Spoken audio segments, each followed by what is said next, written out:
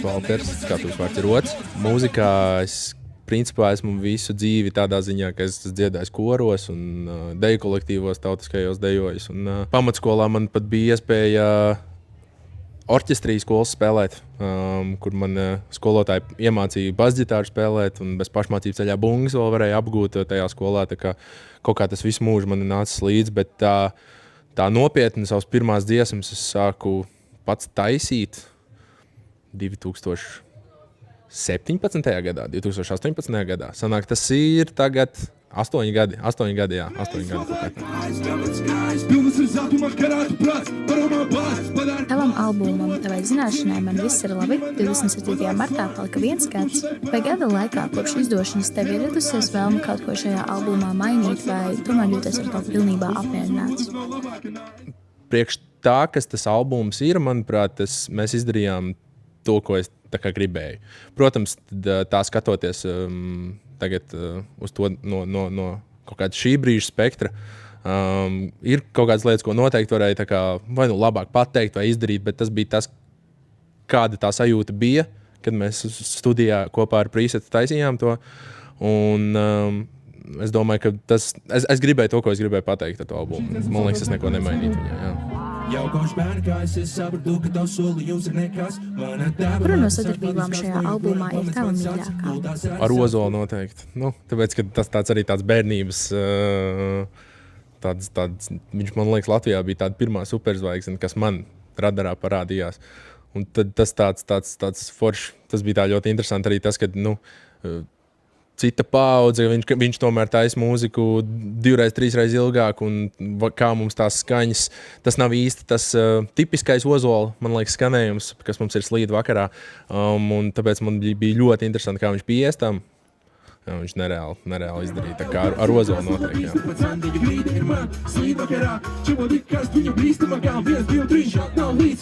Šajā dziesmā ir ļoti daudz interesants liriks. Piemēram, Tauči ieparaksta ziņas manā Instagramā.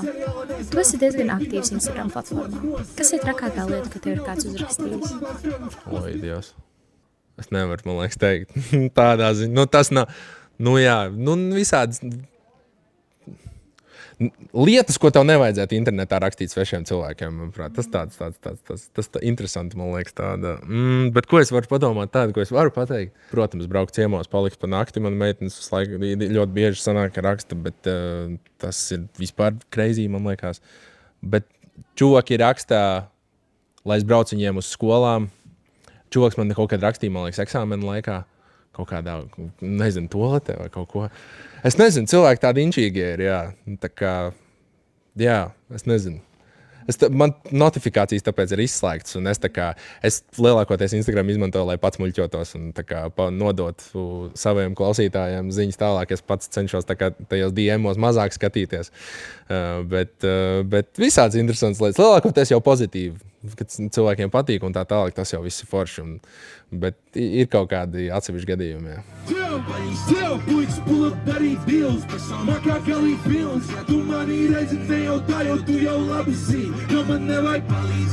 Kura dziesma tev no albuma sākotnēji bija mīļākā, un vai tas ir mainījies? Man liekas, ka mīļākā man sākotnēji bija Tituli, jo tā ir laikam man tāda vispersonīgākā dziesma. Bet tagad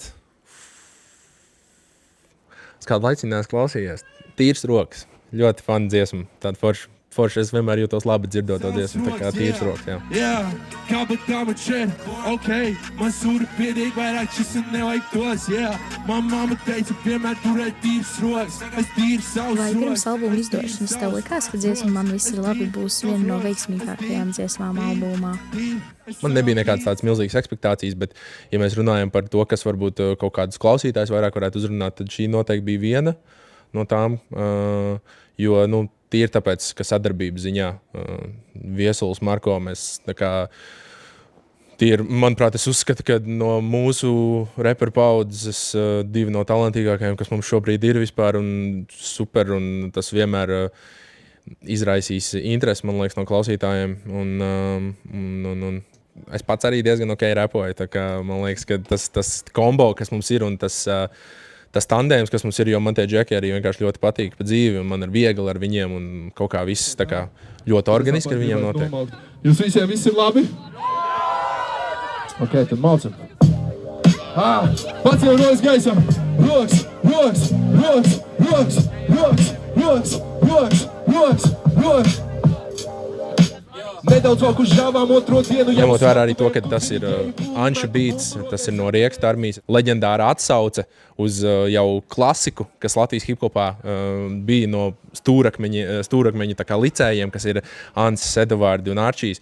Tā kā tas atkal ir citai paudzei kaut kāds tas aspekts, kāpēc viņiem tā dziesma varētu būt patikusi. Un tad uzreiz tā kā, mēs dabūjām kaut ko gan vecākai paudzei, gan mūsu paudzei, gan jaunākai paudzei. Visiem kaut kas ir, ko paņemt no tās dziesmas. Tā kā, es teiktu, ka jā, diezgan tā kā skaidrs bija, kad salikās tas viss kopā. Šodien glibojam, bet interesanti, kā būs. Šī diena nav vec. Tam par spīti visu izdara tagad un tūlīt. Es atmetu principus, plāns un plus. Šodien klipojam, bet interesanti, kā būs rīt. Kas ir trakākā fanu pieredze, kas tev ir bijusi? Tāda, kas uzreiz nāk galvā, Valmierā, bet tas gan bija ar Godavārds projektu. Mēs pilsētas svētkos uzstājāmies. Un tur bija baigā tauta sanākusi.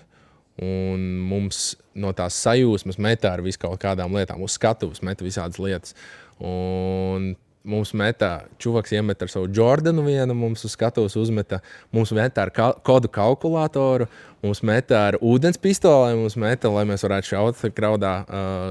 Jāgermeistaram ir tās zelta ķēdes smagās, viens čoks to uzplivināja, un pēc koncerta viņš teica, var atdot, tā ir man māsas ķēde.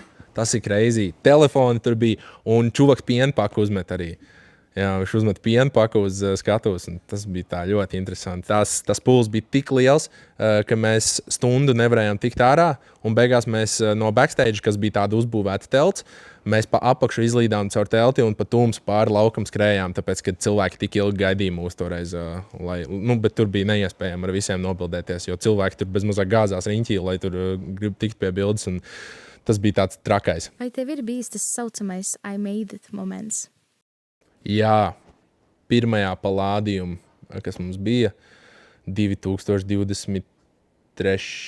gadā, manuprāt, pirmais, kas mums bija, Gočam ir dziesma, man nepatīk sejas, un visa zāle mauca, gan balkons, gan apakšā gaismiņas iemauca, un tas bija tāds, es redzēju, ka mēs ar Čomu esam uz skatuves, un tik daudz cilvēku atnāca, un viņa dziesma mauca, un tā kā visi tā parāvās un bļāva līdzi. Tas bija tāds, jā, mēs darām reāli pareizo lietu. Visos koncertos, lielam, kur tu tā kā redzi absurdu pūli. Summer Sounds vienmēr, man liekas, ir tāds arī liels pierādījums tam. Tas vienmēr man ir šoks, jo es tā kā redzēju cilvēkus, ka viņi tā kā atvēl laiku bez mazai no savas dienas brīvās, lai paskatītos uz to, kā tu bļauj mikrofonā. Tas ir katru reizi tā kā nones no kātiem. Bet pirmā reize bija palādījums, jā. Hei, pacel rokas gaisā, lai nelaik tās, ja tavā darba vietā vispār nekas nemainās. Šodien man ir brīva diena, tāpēc pielaik kāds. Tu šogad uzstāsies festivālā Straumi kopā ar reperu Goču. Kā tu varētu salīdzināt šo festivālu ar citiem? Tas ir tīrs hip-hops, tas ir mūsējiem, mūsu komunai, mūsu žanrs, tas ir kaut kas, kur reāli mēs visi satiekamies. Visi reperi, visi repa cienītāji, mīlētāji, mēs novērtējam to, kas mums ir tik tuvs. Un tā kā tas tāds, tur nekur nevar noķert tādu sajūtu, man liekas. Es esmu bijis uz visiem Straumes festivāliem, un man tas ir mīļākais festivāls tādā ziņā. Un jā, tu redzi, ka cilvēkiem tiešām tā kā interesē tas žanrs kā tāds Latvijā, un prieks, ka katru gadu arī citi mākslinieki brauc uzstāties, un mēs redzam, kā tas žanrs attīstās, tā kā baigi forši, jā. Katru gadu Straumē ir kāda īpaša apvienība. Ja tu varētu izvēlēties jebkādus latviešu reperus un izveidot apvienību, kādus tu izvēlētos? Wow, ok. Es uztaisītu apvienību, kurā būtu es, Šalle, un 2009. gada Skutels. Jā, trietā mēs iemauktu. Bet tas būtu tāds ļoti nešpatns un vulgārs gan jau prikols. Bet, zini, tā, vienu projektu mēs varētu uztaisīt, un man liekas, tas būtu baigi labs prikols. Jā. Lai jums superīgi. Paldies, ka uzņēmāt. Mans vārds bija Ots. Atā, čau, čau. Esam tagad ieradušies Latvijas rādio. Katram mūziķim ir svarīgi, lai viņu mūziku dzird publika. Kura bija tava pirmā dziesma, kas izskanēja rādio, un kādas bija sajūtas? Bāc, es neatceros, kas man pirmā dziesma. Varbūt Paga. Jo mums iznāca nestāsta mammai, un man teica kaut kas, ka jāsūt uz redakcijām, jācenzē ārā. Un man likās, ka paņems paniku, tāpēc, kad mēs speciāli bez lamvārdiem rakstījām to dziesmu, lai tā kā būtu lielāka iespēja, ka radio paņems. Bet beigās viņi paņēma, neatceros, kā sauc viņiem to jauno mūziķu, to sadaļu, tas ir kaut tramplīns vai kā viņi sauc, kaut kā bija. Un tur man paņēma nospēlēja Paga. Viņš kā 2 reizes, man liekas, tika nospēlēts. Bija forši. Jā, tā kā, tas varbūt tāds mazs tāds checklists manā vēlmju sarakstā bija, bet es nekad laikam neesmu tā baigi fokusējies uz to. Man laikam vienmēr bija svarīgāk tā auditorija. Jā. Bet forši tāpat tās mammai uzrakstīt, mamma zvana, saka, to par radio dzirdēt. Forši tāds momentiņš. Nesen radio rotācijā ir ienākusi tava dziesma Redz kā, kas ir tava versija Tums dziesmai Redz kā tu ar mani. Kāpēc tieši šī dziesma? Mums bija iespēja, kad mums piedāvāja piedalīties lielajā koncertā. Es ar Gustavo runāju. Viņš man izstāstīja to konceptu kā tādu, ka tāda visa doma ir mēģināt atdzīvināt vai piešķirt otro elpu kaut kādai zināmai tautai mīļotai dziesmai. Un es kaut kā nekad nebiju dzirdējis, ka tas ir mēģināts ar Tumsas dziesmu kādu, un man tā ir ļoti personīgi tuva grupa. Un es uzreiz zināju, ka tā būs kāda dziesma no tā repertuāra. Un tad mēs kopā ar Prīsetu, manu studijas biedru, vienkārši gājām cauri dziesmām, mēģinājām. Mums bija kaut kādas, man liekas, 3 versijas. Šī nebija pirmā versija, ko mēs uztaisījām, bet taisot, komunicējot gan savstarpēji, gan ar lielo koncertu organizētājiem, mēs nonācām, ka šī versija laikam būs tā, pie kuras tā kā vajadzētu pieturēties. Un jā, tā bija noteikti viena no manām pirmajām izvēlēm tādā ziņā, un man pašam ļoti patīk tā dziesma. Un man liekas vienkārši interesanti, kādu pienesumu es tā kā varu sniegt tai dziesmai kaut ko, kas varbūt nebūtu dzirdēts pirms tam. Un jā, man liekas, mums izdevās. Mana mamma jau bērnībā mūzikas centrā ļoti daudz spēlēja Tumsu, lielos hitus, plus viņš arī bija vienkārši manā bērnībā, man augot. Mārtiņš Freimans, tieši solists no grupas Tumsa, viņš bija ļoti zināms Latvijas industrijā, man liekas, šovbiznesa industrijā. Viņš arī ugunsgrēkā spēlēja, un viņam bija visādi koncerti, un man liekas, viņš pats bija, cik es esmu no intervijām ar viņu un dziesmām, cik es esmu pats tā kā izsecinājis. Man vienmēr ir licies, ka viņš ir tāds ļoti brīvs. Man liekas, viņu nekas nekad neierobežoja, un tas ir kaut kas, no kā es tiešām ļoti smeļos iedvesmu, tāpēc, ka man arī ir svarīgi tā brīvība spēt izpausties tā, kā tas man šķiet pareizi, vai tā, kā es gribu. Un jā, viņš jau no bērnības kaut kā tā mūzika, un viņa vārdi tīpaši, man liekas, tas kā viņš raksta savus dzejoļus un dziesmas, tas man vienmēr kaut kā ir uzrunājis. Lai gan tāpēc, ka varbūt ka viņš tāds ļoti abstrakts reizēm ir, ļoti abstrakti raksta, un man liekas, ka tu vari kaut kādā ziņā pats izdomāt, ko tev nozīmē tie dziesmas vārdi reizēm, un tas ir tas, kas man ir ļoti, ļoti svarīgi, un tā kā bez mazliet caur viņa dziesmām es būvēju pats kaut kādu to savu pasauli un sajūtu, un viņš perfekti to, man liekas, ir izdarījis savu uzdevumu, un tas ir kaut kas, no kā es ļoti smeļos iedvesmu. Ko tev nozīmē iespēja piedalīties 5. lielajā koncertā? Jau apmeklējot mēģinājumus koncertam, redzot, kā orķestris pieslēdzās tam jūsu skaņdarbam un cik grandios viss tas pasākums patiesībā ir, cik daudz cilvēku ir daļa no tā, lai kaut kas tāds vispār realizētos. Tas uzliek pirmkārt gan arī atbildības sajūtu, gan vienkārši tādu šoka momentu, kad tu esi šeit, tu strādā ar cilvēkiem, kas ir ļoti respektēti industrijā un kas dara šo ilgu laiku un kas spēj pārvērst lielas idejas arī lielos notikumos. Un tas ir kaut kā būt tajā vidē, tas man daudz ko nozīmē. Gan tāpēc, ka es varu daudz mācīties un sasūkties no viņiem, bet arī tāpēc, ka tas ir kaut kāds pašapliecinājums man un Mārtiņam, ka mēs esam kaut ko izdarījuši pareizi, lai nopelnītu šeit atrasties starp viņiem. Un tas tāds forši tas tāds certification stamps, ka tā kā, ja mēs kaut ko darām. Tā kā forši, bet kāpt uz skatuves es vēl nezinu, kā būs. Man gan jau būs baigā čūra, bet tas ir mežparks. Man liekas, ja tev nebūtu čūra, tas nozīmē, ka kaut kas ir nepareizi, tad tu nedari to, kas tev tiešām patīk un kas tev ir svarīgs. Tā kā, jā. Ja tev būtu iespēja sadarboties ar jebkuru latviešu mūziķu, kas nav reperis vai repere, kuru tu izvēlētos? Ar Mārtiņu Freimanu gan jau es sadarbotos, bet varbūt no kāda, kas ir starp mums vēl. Man ļoti patīk Klaidonis, grupa Klaidonis, nereāli. Grupa Apvedceļš ir superīgi. Grupa Tepat, viņi tādi varbūt mazāk zinām, bet ļoti patīk grupa Tepat. Un Džeki, kas sarakstīs Strēlniece, Republika grupa, man liekas, viņi vairs neeksistē, bet tās Džeks, kas uzrakstīja to dziesmu, es gribētu arī ar viņu pastrādāt un parakstīt dziesmas, jā. Aišu.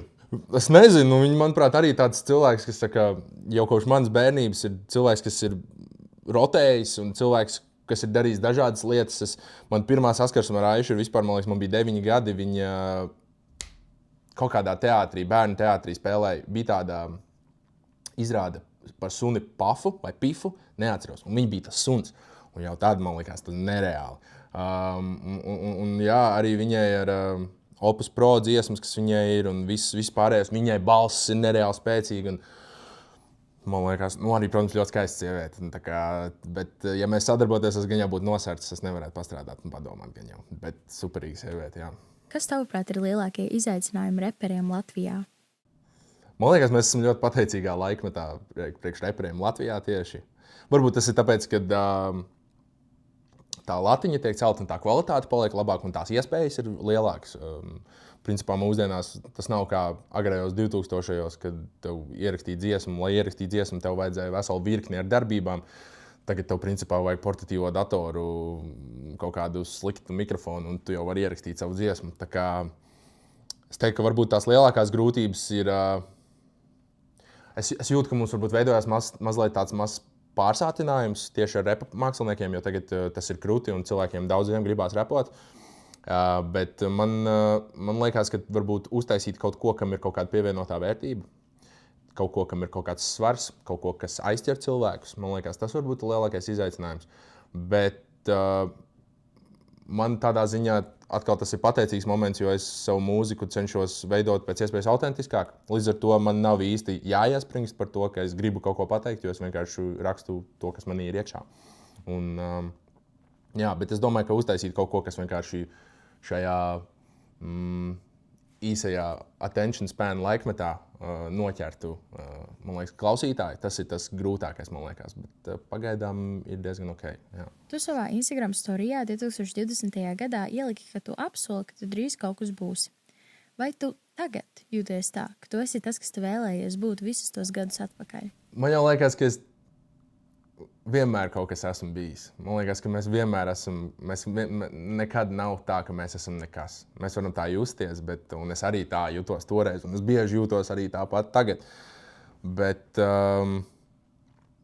ja mēs runājam tieši par to storiju, jā, es teiktu, ka man izdevās būt tam kaut kam, ko es biju vizionējis tajā laikā. Jo tas bija grūts laiks manā dzīvē, tas bija laiks, kurā es biju tik ļoti pazudis, bet es tik ļoti zināju, ka es gribu to vienu lietu, un es tik neatlaidīgi gāju pēc viņas, un man nekādīgi nesanāca. Tad man vienkārši likās, ka labākais veids būtu vienkārši izlikt to visumā, un tad bez mazā jāatbild pa bazaru visum priekšā par to, lai es nepadotos. Bet es nedomāju vairs tāpat kā kādreiz, jo, kā jau es teicu, man liekas, ka mēs vienmēr esam kaut kas, un mums vajag meklēt to kaut ko sevī, jo tas tur ir. Es nezinu nevienu cilvēku, kurš tiešām tā kā, uz kuru es skatos un ko es redzu, viņš ir nekas. Man liekas, ka vienkārši nedrīkst padoties pats uz sevi, un tas tā kā ir pats būtiskākais, jā. Vai ir kaut kas tāds, ko tu pateiktu savam pagātnes es? Jā, mauts vienkārši vecais. Mauts. Es teiktu, ka tev sirds ir pareizajā vietā. Un, ja tu šaubies, tad zini to, ka es arī joprojām šaubos. Un tas nepāriet. Bet ja tu nevari no tā atrauties, ja tu to konstanti atgriezies pie tās mūzikas, tad tas nozīmē, ka tas ir priekš tevis. Jo man liekas, ka mums ir jātur cieši tās lietas, no kurām mēs gribot nevaram aizmukt, kas ir, protams, labvēlīgs. Mums nerunāja par kādām narkotikām. Jo ar mūziku man bija tā, ka es esmu 100 reizes teicis, ka es vairs netaisīšu un viss un tā, un tad es pēc 2-3 dienām tāpat atopos tajā pašā vietā, rakstot vai tekstus, vai taisot bītus vai ko, un tā kā es viņam pateiktu vienkārši, ka tu esi atradis to savējo, un viss palēm tagad ir atkarīgs no tevis. Tā kā mauc.